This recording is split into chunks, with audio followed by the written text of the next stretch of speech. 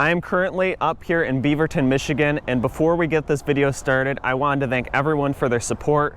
There's been a lot of people sending me letters through the mail, and if anybody wants to send me anything, I will actually pop my P.O. box up on the screen right now. So like I said, we are standing on Ross Lake. Ross Lake is located up here in mid-Michigan on the north branch of the Tobacco River. Let me turn the camera around now, and we can see where we are located in a little more detail. So this is what's known as Ross Lake. It's a pretty small lake, but there is a little bit more water on the other side of this bridge that goes up to the north as well. This is north branch of the Tobacco River, like I said, and the maximum depth of this lake is around 15 feet. And what we are here doing today is checking out the Beaverton Dam. Beaverton Dam is located just on the other side of this bridge here. We can see it just in the background, that brick building. So let's head on over there now and look at the Beaverton Dam in a little more detail. All right, I'm standing here with Robert, and we are standing in front of Beaverton Dam. So before we get started, Robert, can you kind of tell us what your title is and what your role is here in Beaverton Dam? I'm the DPW director for the city of Beaverton. I'm in charge of operations at the dam site. Well, here you're standing at the entrance of the Powerhouse, which we're down currently from a bearing failure. Then the bypass of any extra overflow, which we're open now because we're not producing energy.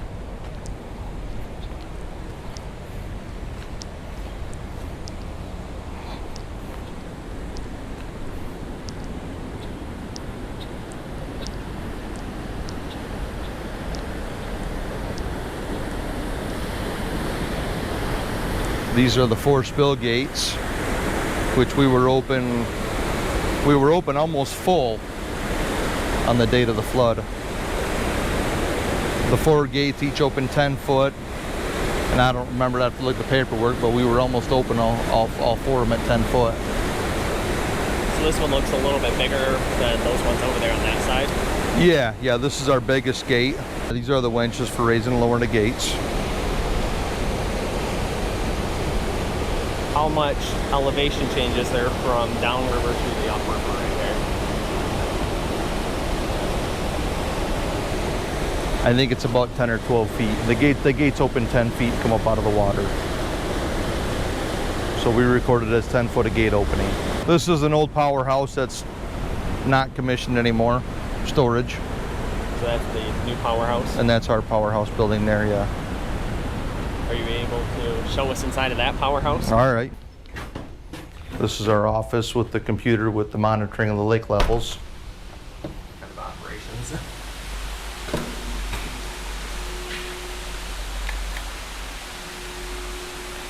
This is your turbine? And that's the generator gearbox. Yep. This is the one that needs the new bearing in it right now? Yeah, yep. And then the control panel, all the electrical.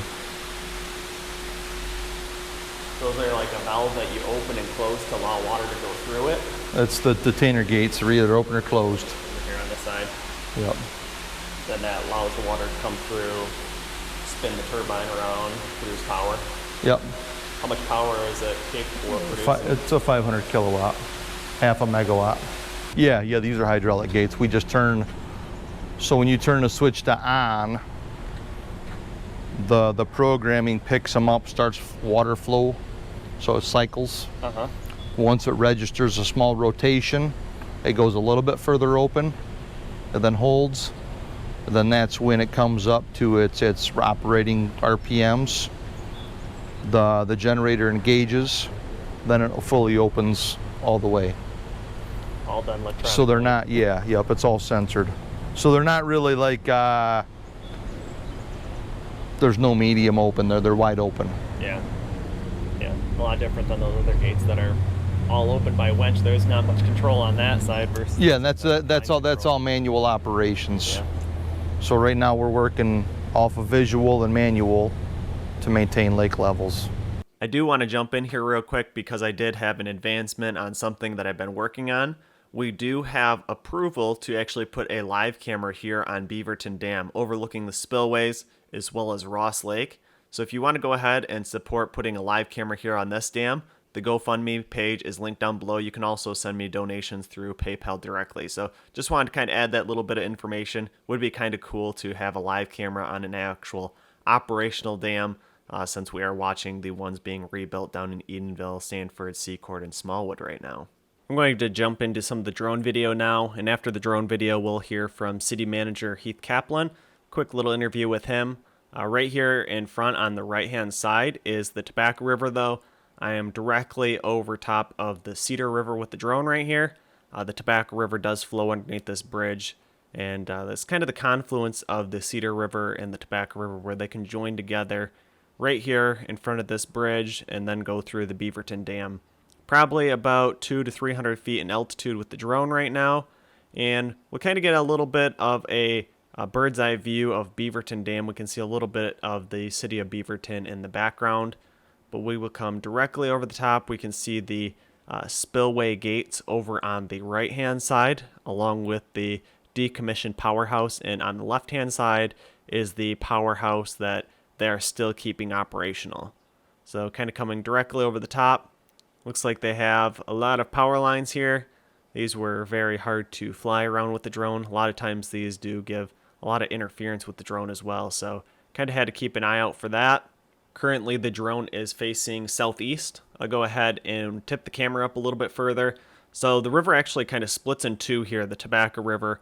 What's coming out the Spillway gates kind of circles back around and then meets up with what's entering or exiting the Powerhouse over on the left. So they have a little bit of a confluence down here where they meet back up and continue on further downstream. To the south further of here is where it meets up with the Tobacco River Dam.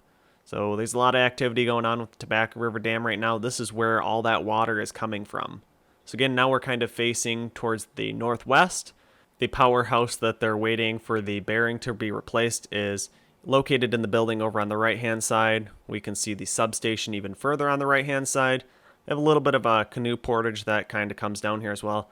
Pay close attention to the amount of new concrete that has been poured here. You can see it's all nice and white. Beaverton has did an excellent job keeping this dam operational, doing maintenance on it so that it doesn't fall by the wayside and end up like the rest of the dams downriver, like Secord, Smallwood, Sanford, Edenville, and Tobacco River Dam. So that is probably a difference between a entity, a business corporation owning dams and trying to make money from it, or the actual city owning these dams and being able to make these repairs to keep these operational and keep everyone downstream safe. So again, over here behind this Powerhouse, nice new concrete.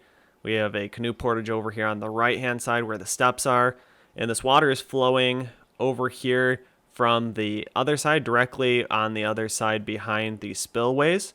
I'm not sure what the purpose of this water is, but I'm guessing it is to make sure that the water behind that Powerhouse doesn't remain stagnant while the generator is currently down. I'll tilt the camera up a little bit further here, and we'll get a closer look behind the spillways in a short while.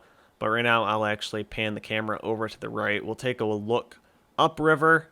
Like I said, this water comes underneath the bridge here. It's coming from the Tobacco and Cedar River. We'll see the Tobacco entering the top of the screen right about now. So you can see that water flowing underneath the second bridge up there.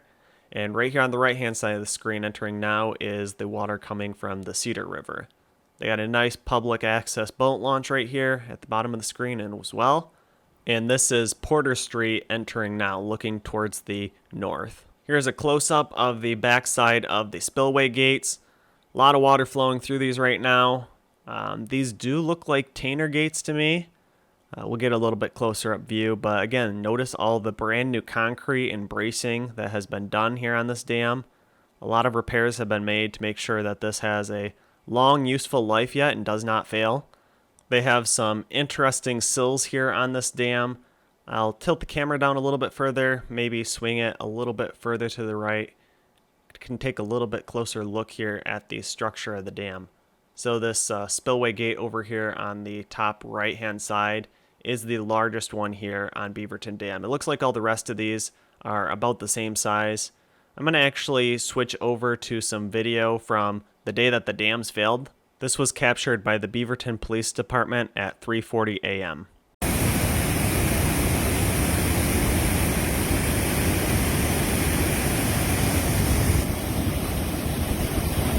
It's amazing seeing the amount of water flowing through those spillway gates. But even later on May 19th of 2020 at noon, this was also recorded by the Beaverton Police Department. And we can see the amount of water that is directly behind the powerhouse, almost inundating it. And the other powerhouse that they're currently not using right now, there's water right up behind that too. So it's just such a massive amount of water here. The Edenville Dam, the embankment ended up failing on this day at 5:30 p.m. So about 5.5 hours after this video was taken, the Edenville Dam actually failed. This video does give a little sense of the amount of water that was flowing through here too. You can definitely compare this to my current recent drone video. You actually see the portage over there where you would drop a canoe, and on the right hand side those steps are almost completely underwater. Looks like maybe 5-10 more feet it would have been getting closer to the substation over there on the right hand side. And all the gates here on Beaverton Dam are open, trying to alleviate as much of that water from upstream as possible. So Heath will actually talk a little bit about this and how they were working with the Edenville Dam downriver to coordinate how much water was flowing down there. But he actually gives some insight too as to what happened after the Edenville earthen embankment failed, what ended up happening here at the Beaverton Dam after that embankment failed, and what the water situation looked like, how long it took for the water to actually start subsiding. So definitely an interesting viewpoint. That interview will be coming right here directly after this drone video that was shot by the Beaverton Police Department. So stay tuned for that. It's definitely a great story. We'll continue watching the rest of the police department video here. They do get a little bit closer to the spillway gates and tilt the camera up to the north so we can see how much water there is up that direction. This dam was built in 1919. The Sanford and Edenville Dam were built in 1924. So this dam is actually 5 years older than the Sanford and Edenville dams that failed.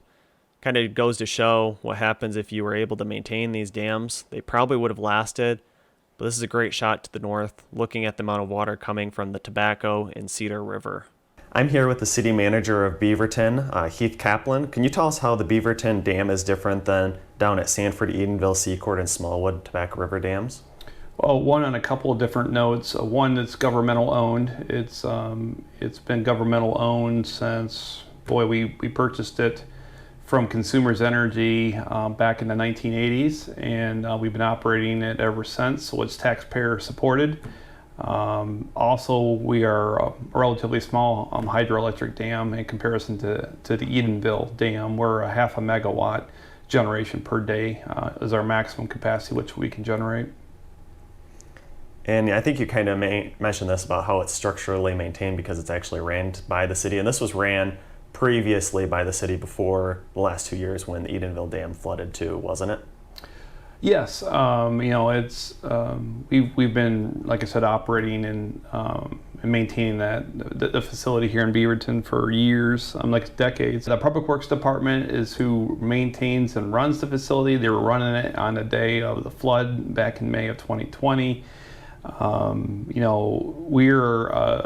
You'll learn from learning the dam infrastructure in the area. We're just one small cog in a very large network of hydro dams that are in the area. So we communicate upstream to Chapel Dam and downstream to Edenville. Can you tell us a little bit more about the history of the dam, some of the capital improvements and stuff that are ongoing and that have been made? So the dam was built in 1919, so it's obviously a very aged facility. However, the city has done several capital improvements to it. Most notably in 2008-9, we did over a $1.1 million rehabilitation project on the outside spillway concrete. So if you look over the spillway gates, you'll see that the concrete looks relatively new in retrospect. And then also recently in 2017, the city dewatered the Ross Lake area and did some turbine rehab. So those were the two most notable large projects that we did that were capital in retrospect. But obviously we make small changes to it every day, pretty much. So what still needs to be repaired to bring the dam back up to peak efficiency? So when we had the flood of 2020, we had what we thought was surface damage. So when you look at our spillway gates just to, what would that be? That would just be to the west. You would see we have a seawall there that sustained some damage. We had some riprap that was displaced, and some security fencing that was damaged. So when we first assessed the damage, that's pretty much what we thought we had. Then fast forward to this past May, so what, a year past the event, we noticed that our bearings on our turbines started to fail. The upper bearing failed. It was unusual, but we replaced it. But when the lower bearing failed, we knew we had more of a substantial problem. So we brought out a company called York to do what they call a vibration test, to kind of give us an idea of what's going on with the turbine. Obviously, when it's in service, it's loud. You really can't. You can see the shaft spinning, but you can't see it vibrate, and so that's why you need to do these vibration tests. Apparently, there was a lot of vibration that was causing the dam to automatically shut down. It does that for safety reasons. So since May, end of May of this year, it's been shut down due to that vibration, and so we're suspicious that we sustained some damage, and obviously you can't see that damage because it's below the water line. So we filed a claim with our insurance carrier. They are currently evaluating the claim, and we're hopeful it'll be covered under that insurance policy. Going back to May of last year, can you kind of tell us a little bit about the events that happened during the flooding, maybe why your dam didn't fail? I know there's some drone video too that I think the police department showed, and the Powerhouse was almost inundated. So what steps were taken that day to make sure the dam didn't fail? So, when the event happened, it happened over a sequence of several days. Obviously, we were having that very heavy rain that just kept coming and wouldn't stop. For us at Beaverton, it was just, you'd see a slow, steady increase of elevation of the lake level. And so the way we deal with it, obviously, is we open up our spillway gates more and more to help relieve that elevation. Now, FERC, the Federal Energy Regulatory Commission, we have a minimum elevation we have to keep per our license. I believe that's 19.5 feet. And so for us to maintain that minimum, obviously you have to manipulate those gates depending on what you're being given in regards to velocity and flow. So as the day progressed and we got more and more flow and velocity, we had to continue to open those gates. And obviously when we do that, we keep in communication downstream to let them know what we're doing. Obviously we knew they were having trouble down there because they were calling us and letting us know if there was any water we could hold back, and there just simply wasn't. So there's that balance between obviously making sure you're safely managing your own facility and also impacting another colleague or neighboring facility. So really that was it. Where it got, I think, hairy for us is we typically don't see water that comes up as high as it did. So I'm talking now on the hydro spill side, where the turbine powerhouse is, that water went almost up to Porter Street, which that's quite high, and the island you can visibly see after the spillway side was not even visible. And so we knew it was a lot of water. We knew it was a huge event. We were at just about 100% open on gates. We weren't quite 100%, but we were about 100%. So if we would have gotten much more water, then we probably would have had a situation where we would have been coming close to where the water would have started spilling over the top. We weren't any immediate danger of creating a breach or anything based on what we knew. And again, we were just playing with the situation as it was given to us. And obviously, when you look back, in retrospect, it could have gotten much worse. Where it would have been much worse for Beaverton and anyone downstream of us is if Chapel Dam would have failed. There was some concern that there was that possibility. We were in close communication with them, the Sheriff's Department, and obviously the operators up there. And the water was going over the top there. So obviously, there's this, probably, but most of your viewers don't know the difference between breach and failure.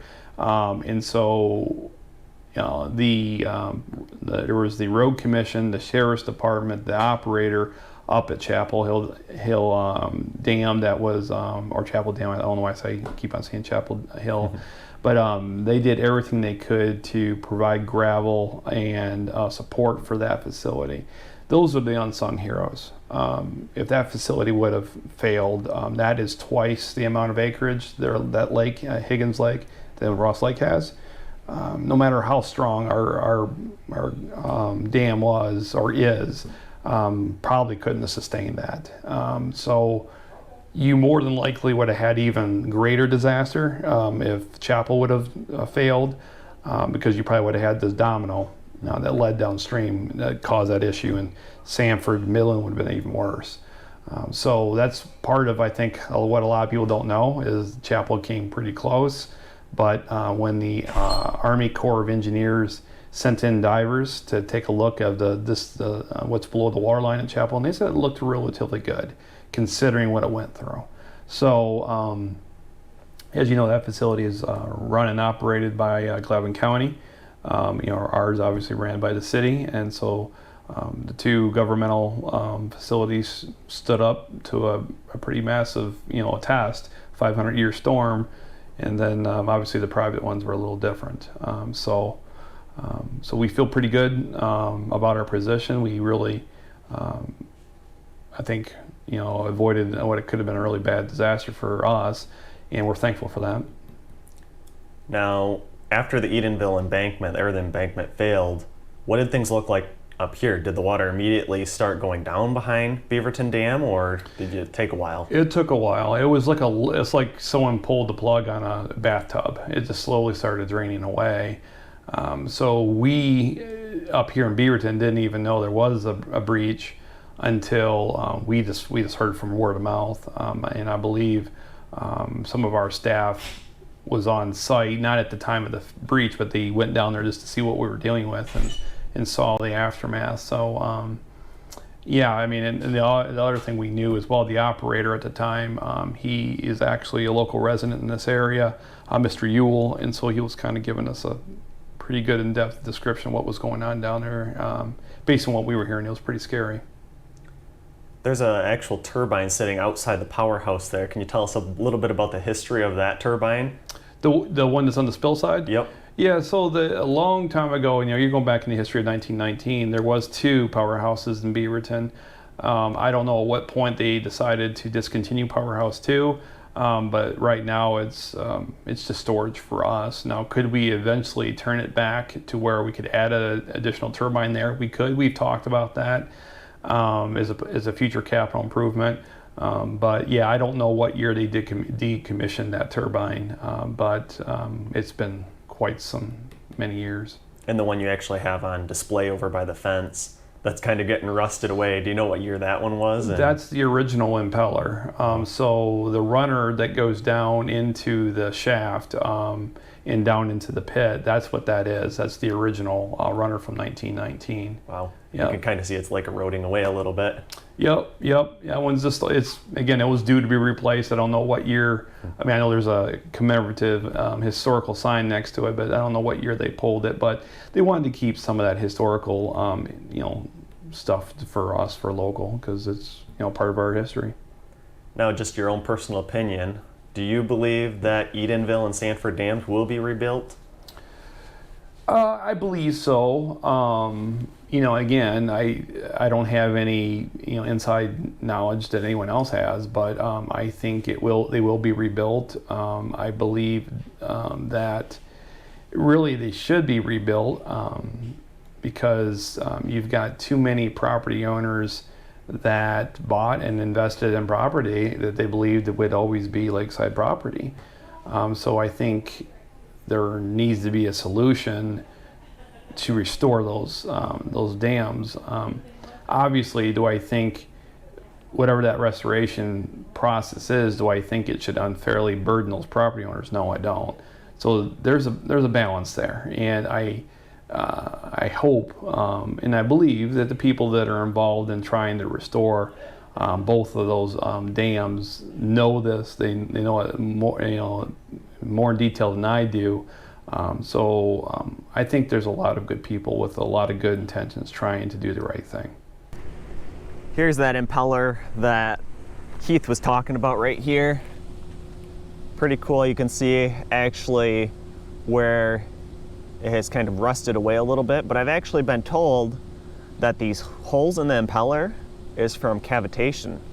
So cavitation that was slowly kind of chewing away at the impeller. And this is the original 1919 impeller that was here in the Powerhouse. So pretty cool. Let's head on down here and take a quick look at the back side of the dam.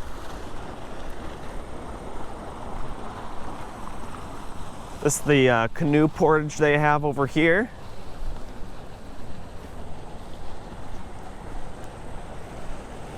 And this is the side that's actually exiting the back of the Powerhouse. So this is the Powerhouse, and over there is kind of the gates. So this is running through the turbines here, or it would be if the turbines were repaired and operational. And that runs down river here and then meets back up with the other side over there. This will be a little bit easier to see on the drone. But let's head on down the steps here now and just take a look right up behind the back side of the dam. Actually see quite a few turtles. 3 of them sitting there. We'll see if I can get down here and see if they don't go underwater. Looks like a couple of them already did though. There he comes back up. Oh, there he goes back under. So there's only 1 turtle sitting over there on the far side right now. So yeah, there's downriver in the Powerhouse right here. So that one right there, that other building, used to be the old Powerhouse that they ran in 1919. So that's the one that Heath was talking about, that they could bring up and get back to operational again, but they probably won't. Probably just stick with this one, getting it repaired, and then getting this one back up to running again. It's pretty much all that we can really see from this vantage point. Probably go ahead and we'll throw the drone up in the air now. There comes that turtle back up now. Just see his head there. But yeah, let's go throw the drone up in the air now. I'll do some voiceover and we'll talk a little bit more about the details here. Hopefully it doesn't get attacked too badly by the barn swallows here. We're now behind the Spillway gates again with the drone looking towards the northeast. Again, we can see the seawalls over here that Heath was talking about and the new concrete that has been poured over here behind this other Powerhouse, as well as the Spillway gates. If you're enjoying this video so far, make sure you subscribe to the channel, hit that thumbs up button, turn on the bell notification, and leave a comment down below. I read every single comment that is made on these videos, and if you ask me a question, I will definitely reply. You can definitely see Ross Lake to the north here on the other sides of the dam. So it's not a very big lake. We do have the Tobacco River and the Cedar River that flows into it though. And if you follow the Cedar River all the way up to the north quite a ways, you'll actually run into the Chapel Dam like Heath was talking about. And on the other side of Chapel Dam is Wiggins Lake. So I may actually go up there, check out that dam, maybe get an interview with the people in charge up there, get a tour of it. That dam is back to being operational. So if you're interested in that, make sure you let me know in the comments down below. I'm hoping you're enjoying this video. It's a little bit different than covering the 5 dams down to the south. So we're actually able to see an operational dam here, so it's kind of exciting. Hopefully in the future we will be able to see Edenville Dam restored, Sanford Dam restored, Wixom Lake refilled, and Sanford Lake refilled as well. Actually have a great view here directly behind the spillways again. Another great shot of the new concrete work here. A little bit of those security fences that Heath was talking about that need to be repaired. And over here on this side is the canoe portage. I'll swing around and we'll take a look at the backside of this powerhouse as well. Couple new pieces of concrete that were poured here. It's very easy to tell the difference between the new and old concrete just by looking at the color. The older stuff has a little bit of a yellow brownish tint to it, and the new concrete is nice and white. It's a great bird's eye view directly above the powerhouse and the spillway gates. You can see all these power lines again. I'm gaining altitude now where I was probably down at about 50 feet, and I will keep gaining altitude, and now we're probably about 100, 200 feet. I will fly all the way back up to 400 feet again. We'll get a nice aerial view. Looks like a nice public parking spot over here on the right hand side. There was a couple people out there fishing on this day. If you've been paying very close attention, I actually filmed this video in 2 parts. So the tour of the dam itself was filmed on one day, and the interview with the city manager Heath was filmed on a different day. So I got 2 different days that I was able to get drone shots. This day was definitely a lot more humid. We can see how much moisture there is in the air by how white it is near the horizon at the top of the screen. So I was up at 400 feet in altitude. Now I'm coming back down probably around 200 feet in altitude, and we'll come right here to the Porter Street Bridge. You can definitely see the canoe portage over here on the left hand side. I guess it's on the left and right hand side of this bridge. So it's kind of a great spot that people are able to portage their canoe over the top of the road and the dam and continue canoeing downriver. I definitely hope that the Edenville and Sanford dams incorporate this. Hopefully they kind of have a nice canoe portage to be able to get over that side as well. Definitely can see underneath Porter Street Bridge now. They got a few chains here, and I think that's mainly to keep people from canoeing underneath the bridge or kayaking under this bridge and going over the top of the dam on the other side. So here we can see the spillway gates again. If you ended up making it underneath the bridge, maybe it's for debris as well. Might keep a few tree stumps floating over there. But if you did make it underneath the bridge, then you would be getting up here towards the spillway gates. With the Tanner gates, you have less of an issue of probably going over the top of the dam. But with the new crest gates that are being proposed on the Edenville and Sanford Dam, it will definitely be a lot easier if someone made it over there to kind of go over the top of the dam. Be quite a drop off on the other side. We are nearing the end of the video, so again, I want to give everyone a huge thanks for watching this video. Let me know if you're enjoying it, and as always, make sure you subscribe to the channel. And until the next one, I'll see you then. Thanks for watching, and make sure you hit the thumbs up button if you enjoyed this video. Also, make sure you subscribe so you don't miss the next videos I will be posting, and leave your questions, comments, and suggestions below. As always, I just want to give a massive thanks to the people who support me on Patreon. Never underestimate the value of your contribution to keeping this channel going. Thank you.